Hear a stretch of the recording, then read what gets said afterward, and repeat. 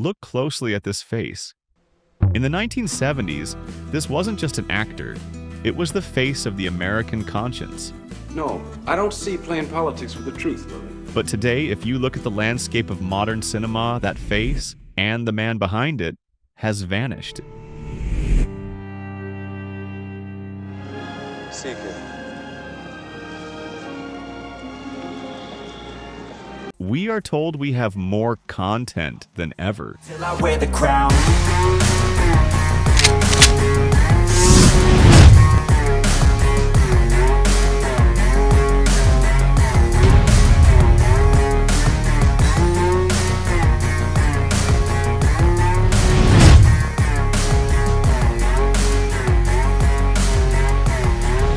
But why does it feel so hollow?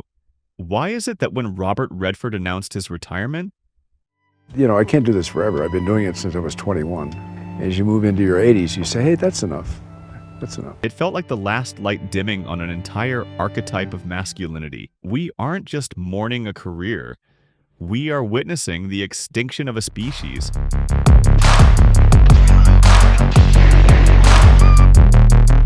The last American man. Today we're going to find out where he went, and more importantly, why Hollywood decided we didn't need him anymore.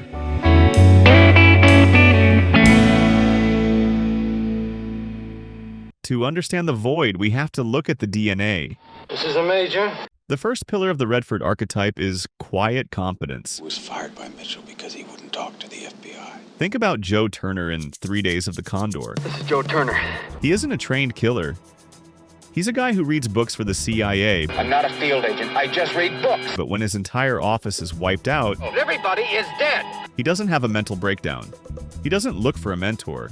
He survives because he is capable. Come on, hurry up. There is a specific dopamine hit the brain gets when it watches a man who knows what he's doing.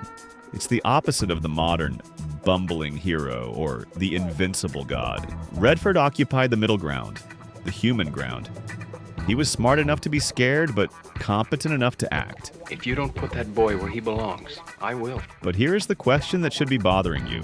When was the last time you saw a hero in a movie who was actually smart? Not movie smart, with high-tech gadgets,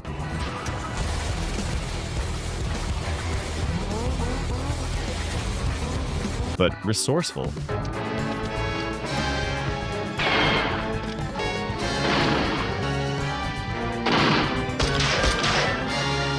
Hollywood has traded resourceful men for powerful machines. All right, I've run out of patience.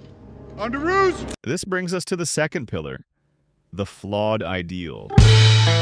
I think it's important to note what subjects we haven't discussed. We've completely ignored the fact that this is a society divided by fear, hatred, and violence. And until we talk about just what this society really is, then I don't know how we're going to change it. Redford was often called the golden boy. He had the hair, the jawline, the smile. He could have played the perfect hero forever.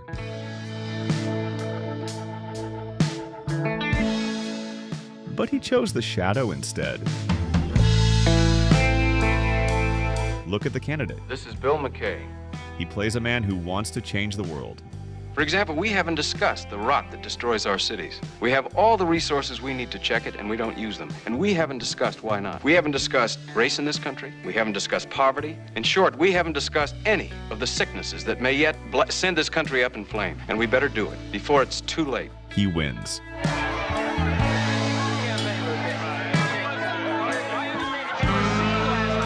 And in the final moment of the film, he looks at his campaign manager and asks, "What do we do now?" Marvin, what do we do now? That is the validation of the modern struggle. We are told that winning is the end of the story. But Redford showed us that winning is often where the real tragedy begins. You're a politician. No, we're ready. He validated the feeling that even the winners in our society are often just as lost as the rest of us. He didn't offer us a fake escape. He offered us a mirror. Well, the unemployment figure for this state is 8%. Think of it. The biggest, the richest, the most powerful country cannot keep its full job force working. It cannot tend all its sick people. It cannot feed all its hungry people. or decently house its poor people. It cannot educate everyone who needs an education. I say there has got to be a better way. In a world of boss babes and alpha males, Redford's vulnerability was his true strength. But to truly understand why we love him, we have to look at the man outside the frame. Centuries from now, art will survive over who runs what studio, whether there is a studio, whether there's a system or whatever, art will survive. This is where the literally me connection becomes real. Redford was the ultimate rebel.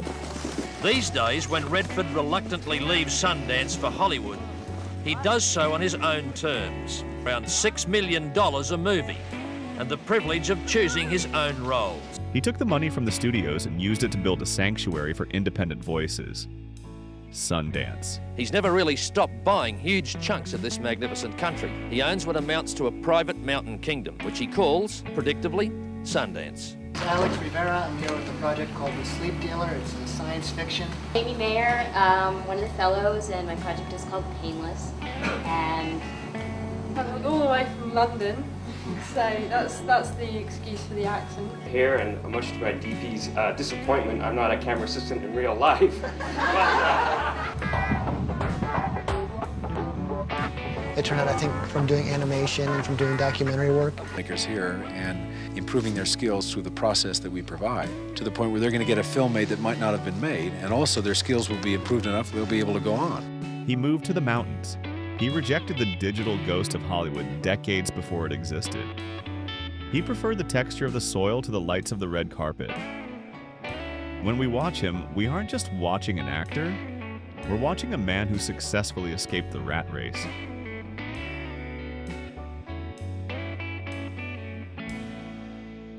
The business I was in was going to be a rat race. It was going to be tough. The lifestyle was not one I particularly was interested in being in, and I wanted to alternate that, which was going to be my profession and require a certain amount of me, with an alternative, which had to do with the outdoors and space. So that's what this is. We see a version of ourselves that isn't tethered to a phone or a desk. He is the patron saint of the quiet life. He taught us that you don't have to shout to be heard, and you don't have to stay at the party until the lights come up. You can leave on your own terms. That authenticity is why we feel a personal loss. We didn't just lose a star, we lost a blueprint for how to live with dignity. Before we continue to the final act, I want to ask you something, and I want you to be honest in the comments. When you look at the heroes of today, the perfect, invincible digital gods, do you actually see yourself? Or do you find more truth in the quiet, broken competence of a man like Redford? If you've ever felt like a ghost in a world that only values noise, drop a mountain emoji in the comments. It's a signal to me that you're still tuned in to the frequency of the last American man. So, what is the cost of losing the acting genius of Robert Redford? As you know, sir, the check has your name on it. Sorry, thank you very much.